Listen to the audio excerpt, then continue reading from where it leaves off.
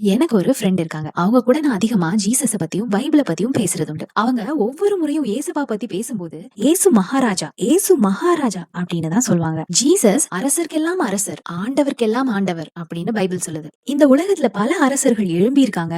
அவங்களோட அரசாட்சி ஒரு குறிப்பிட்ட காலம் தான். ஆனா இயேசு மகாராஜாவுடைய சிங்காசனம் மட்டும் ஒருபோதும் அசையாது. இந்த வாழ்க்கையை நம்ம வெற்றிகரமா வாழ்ந்து முடிச்சிட்டு ஒரு நாள் இயேசு மகாராஜாவை சந்திக்க போறோம். அவர் முன்னாடி இவ்வுலகத்தின் அரசர்கள்லாம் மண்டியிட்டு வணங்க போறாங்க.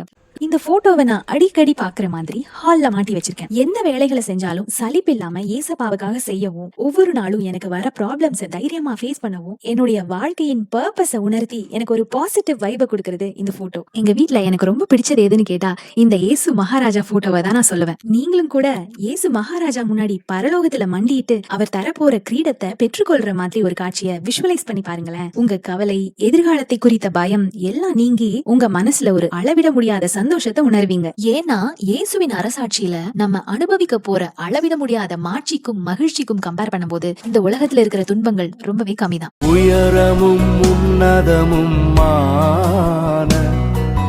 சிங்காசனத்தில் வீற்றிருக்கும் சேனைகளின் கர்த்தராகிய